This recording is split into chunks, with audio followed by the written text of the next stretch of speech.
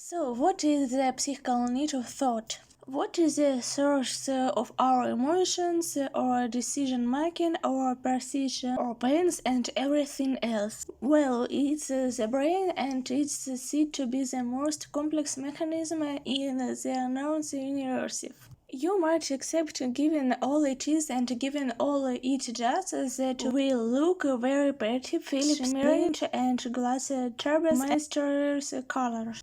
But in fact, it looks really kind of gorgeous. It looks 3 days old, metal. It's grey when you take it out of the heart, and it's said the heart is bright red because of all the blood. In fact, it turns out very surprisingly that the shows of our mental life of our consciousnesses is meat. In fact, you could eat it. People have eaten brains. I've had brain with cream sauce. Not human brain, mind you, but I've had brains with cream sauce. It's not bad. But it makes the puzzle all the more hard. How can these fleshly things give rise to mental life? The question I want to explore in this lecture and the rest of the lectures. I want to do so by starting with the smelling revealed different parts of neurons. Then explore how the neurons are contained together, how they're wired up, how they form different subparts of the brain, like the hypothalamus and their frontal lobe. Finally, talking about the brain and the longer perspective, looking at the two halves of the brain, the left half and right half, and how they interact. Now, there's a lot of stuff in the brain, a lot of chemical stuff, a lot of different parts, but where's the action is the part that does the thinking. That part is the focus of most of our research is neurons. It's not an acquainted, they call it the study of the biological basis of through neurons because it all comes from the neurons. So you can hear pictures of neurons interacting together. Here's a diagram that depicts typical neurons. So what you see is dendrites, and dendrites receive signals from other neurons, either excitatory like plus on inhibitory minus. Then they get to the cell body, they teams up, there's plus and minus. When you reach a certain amount of plushes, the natural freezing takes place through the axon, and the axon is much longer than the dendrites. In fact, for the more mature neurons, it's very long indeed. These axons run from your spinal cord and the way your big toe. You could think of it of the relative things of things in terms of basketball and 40-mile garden house. Supporting the axon is what called a myelin thread. The myelin sheath is your information comes through the dendrites and somewhere up in their body, and it's transmitted through the axon. So what neurons do is they thumb up and transmit information, and we know that there are a lot of them. By some estimates, it's 100 billion, or the estimates tend to be very different and very rare, but there's billions upon billions of neurons, and it connected to through and maybe of root and of other nerves. So the fact that you have something of this degree of complexity, this dearth of the degree of complexity is a degree of structure which there's no way no replicate in any manner. The numbers are just too big, is why people might describe the brain as the most complicated machine in the universe. At least this is fitting, it's maybe over maybe, which is kind of disappointing, but at least in brain, it shows its individual intellectual structure. So nerves come in their flavor. There are sensory nerves which take in information from the environment, from the experiencing world.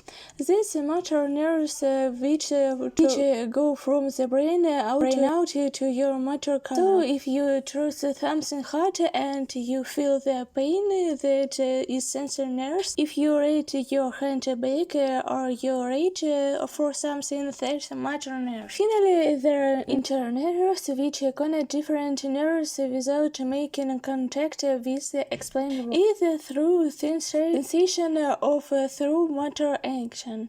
Now the main thing to think about for nerves and nerves freeing is that it's all or nothing. It's like freeing a gun or nothing.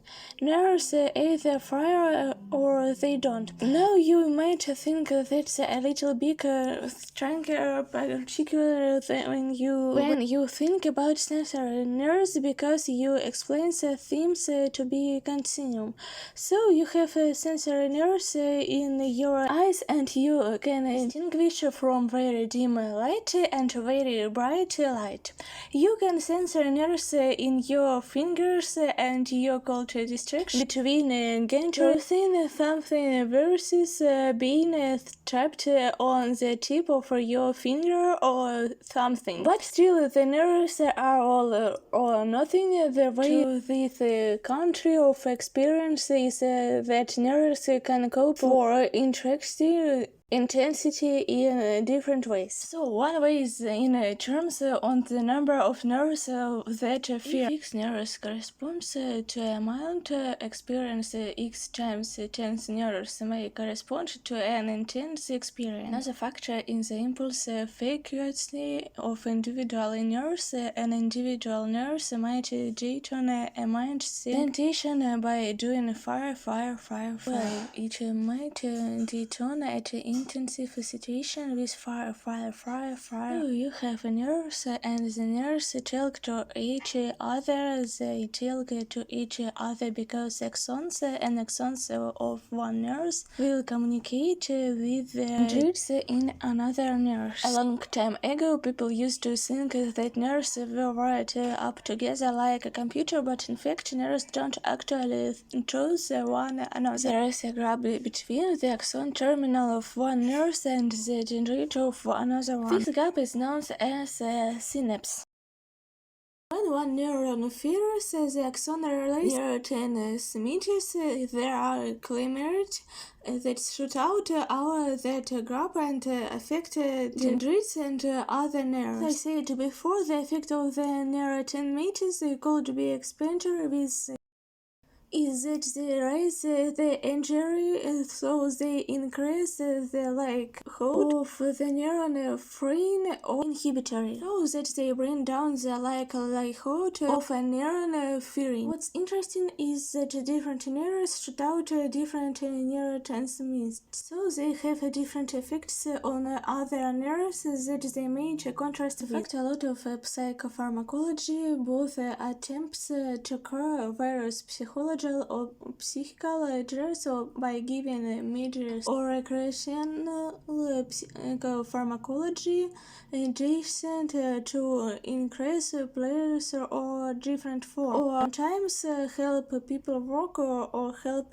people focus. Works by finding with the neurotransmitters, and this can be either antagonists, they lower down interest or things by beating of their derivatives, making it harder to create more neurotransmitters, or they can insert their most of neurotransmitters available in different ways against. So you're either pumping up the volume or turning down volume. So you think about different drugs and their effects. There is Carrera is a drug that used by South American Indians. It's an antagonist. It blocks motor nerves from attaining their musical fibers. Keeps your motor nerves from working, and what it does, it is parasympathetic and in later hours does it kills you because motor neurons keep your heart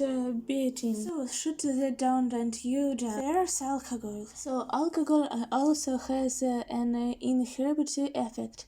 You might think that straight because when I drink alcohol I get all excited and happy and goofy. So you have part of your brain that says don't say that to the other person. Keep your parts on stop urine and alcohol because inhibits that part of the brain, making your more expressive. Then are there the course of things in the course of drinking too much. It also inhibits or other parts of the brain. So you could parts out and fall on the floor and in later hours does die. So both create and alcohol in different ways bring these down. Other drugs bring things up. So amphetamines, for instance, increase the almost on neuropsyrs, which is another neurostimulant that respirable or getting great arousal, and this is how drugs like speed or cocaine work. Other drugs like Prozac or L-Dopa influence neurostimulus in ways that they increase, for instance, the supply of dopamine or serotonin, which can be relevant for disorders like Parkinson's, which seems to be related to little dopamine, and depression, which is related to too little sensorin. So the drugs work by influencing neurotransmitters, thereby directly being in more neurotransmitters or increasing their supply in different ways or stopping them from having effects by building them or circling them up in different ways, but they work through their effects on neurotransmitters. So their more great idea is the way neuroscience to think this that say from clusters or networks. These clusters and networks are complicated devices that do instructing things like recording fractures or walking upright to understanding sensors or doing marks of expecting gears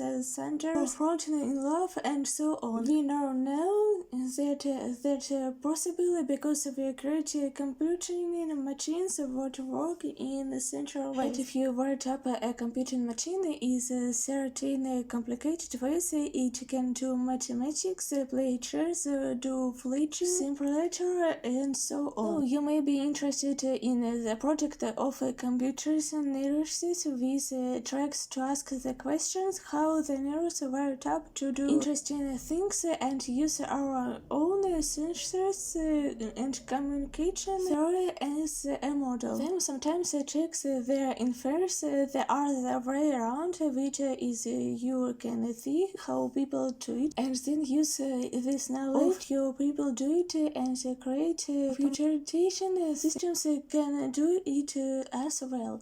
So how is the brain wired up? Well, you might imagine that it's wired up like a portable computer, like a laptop, like the sort of computer you're looking at now. Into some rate it is, but there are computer of relation way it can be, and both of them have to do with how well the brain works. So first, the brain is hard resistant to damage. If you get quiet, the brain, if you get damage to the brain, is won't typically shut down their voice system. So computers can do millions of operations per second because they are pretty electrical, but brain's terms is much slower and can't spend the time to do many steps. So to put it a different way, if your brain was right up like a computer, it would be slow as to be used to be. It has to be very toppy in a way that's more effective that alone for the slurs of brain trees and neurotransmitters and can still communicate things at a level, at a human level, which is other brilliant facts. Because of this, there has been a huge interest in the masonry behavioral system and complicated natural networks. So when I talk about how people learn language or how do they record these effects, we are not going to talk much about neurons in particular, but we will talk about different brain areas and how they work. Then the assumptions is the beta is that everything we talk about in more friction and ultimately return down to learn networks of natural systems, and that in turn will ultimately reach down to the special behaviors of the specific nerves that we are looking at.